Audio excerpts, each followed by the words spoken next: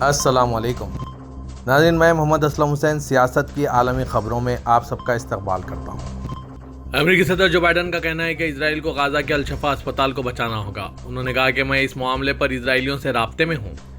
गैर मुल्की ज़राए इब्लाग के मुताबिक अमेरिकी सदर जो बाइडन का कहना था कि उम्मीद और तौक़े है कि अस्पताल के हवाले से कम दखलंदाजी की जाएगी।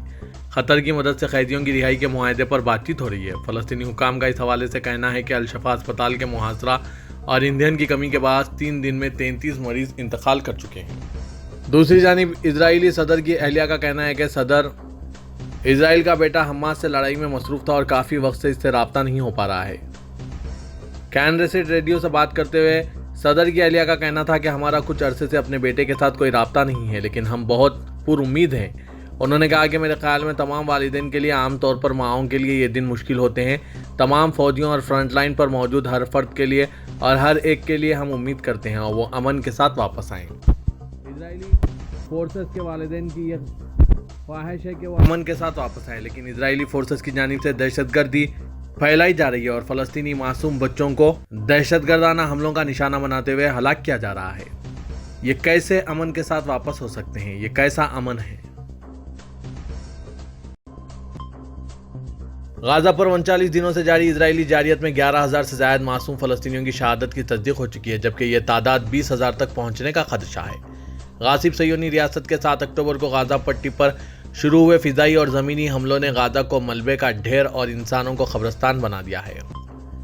अब तक 11,000 से ज़ायद फ़लस्तीनियों की शहादत की तस्दीक हो चुकी है, जिनमें से निस्फ से ज़ायद तादाद बच्चों और ख़वातीन की है। रिपोर्ट के मुताबिक शुमाली गाजा के तमाम अस्पतालों पर गासिब इजरायली फ़ौज का कब्जा हो चुका है। अस्पतालों में इलाज की सहूलतें ख़त्म होने के बाद ज़िंदगियाँ बचाने का अमल रुक गया है। मरीज़ और ज़ख्मी बेयार और मददगार हैं। हर घंटे नौमौलूद और मरीज़ इंतकाल कर रहे हैं। अस्पताल कब्रिस्तान बन चुके हैं जहां मैयतों के ढेर लगे हैं, लेकिन इनको दफनाने वाला कोई नहीं। अस्पतालों के बाहर इजरायली फ़ौज शहरियों को फायरिंग का निशाना बना रही है। मरीजों को अस्पताल से जाने की इजाज़त भी नहीं मिल रही है। अल-कुद्स अस्पताल पर जारी हमले में मजीद 21 फ़लस्तीनी शहीद हो गए हैं, जबकि यहाँ कोई हमास का लीडर नहीं है, बल्कि मासूम फ़लस्तीनी शहरी अपनी ज़िंदगी बचाने के लिए यहाँ पर मुकीम थे, जिन्हें इजराइल के दहशतगर्द फ़ौज फायरिंग का निशाना बना रही है।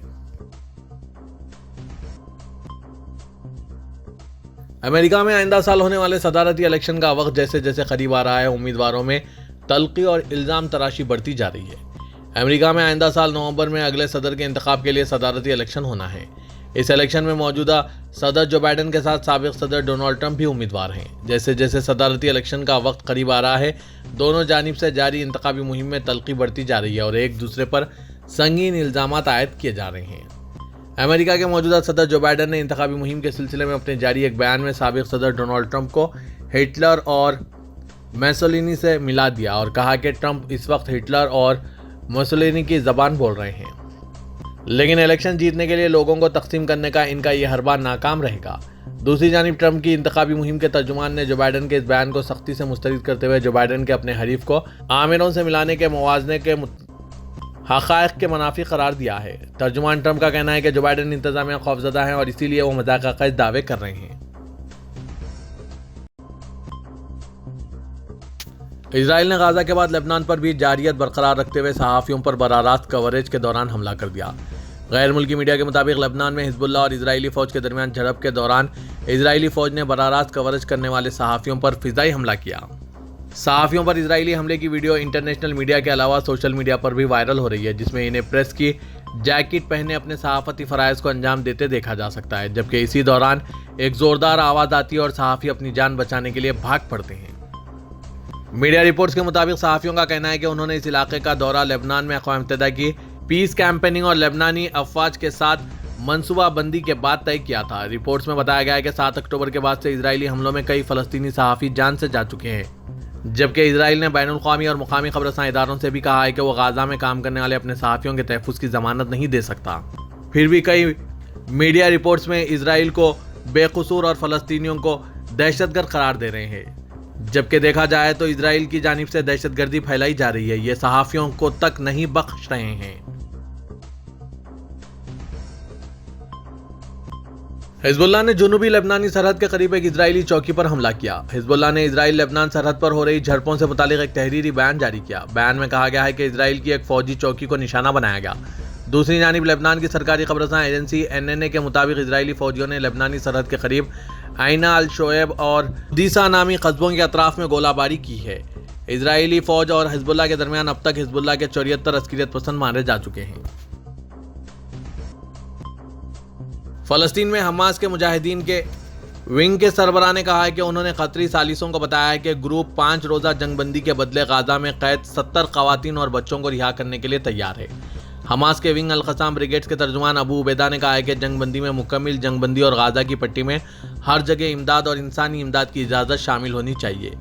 گروپ کے ٹیلی گرام چینل پر شائع ایک ریکارڈ شدہ آڈیو میں کہا، اس نے اسرائیل پر معاہدے کی قیمت میں تاخیر اور فرار کا الزام لگایا۔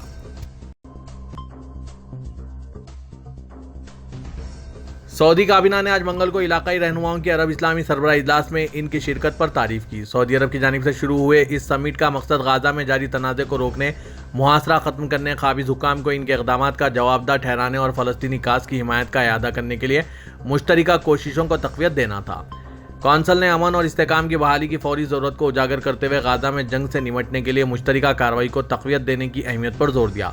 بنیادی اہداف میں فلسطینی عوام کے لیے اپنے جائز حقوق کے حصول کو یقینی بنانا، ایک آزاد ریاست کے قیام پر توجہ مرکوز کرنا اور مشرقی یروشلم کو اس کا دارالحکومت قرار دینا شامل ہے۔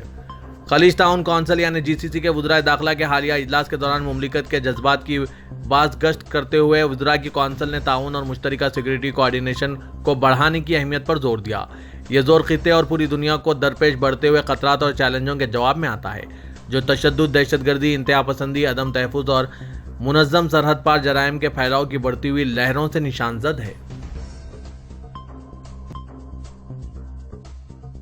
قطر نے آج منگل کے روز اسرائیل اور حماس پر زور دیا کہ وہ 7 اکتوبر کے حملے میں یرغمال بنائے گئے یرغمالیوں کو رہا کرنے کے لیے ایک معاہدے پر پہنچ جائیں، خبردار کرتے ہوئے کہ غازہ کی صورتحال روز بروز بگڑ رہی ہے۔ قطر کی وزارت خارجہ کے ترجمان ماجد بن محمد الانصاری نے دوحہ میں ایک نیوز کانفرنس میں کہا کہ غازہ میں بگڑتی ہوئی صورتحال ثالثی کی کوششوں میں رکاوٹ ہے۔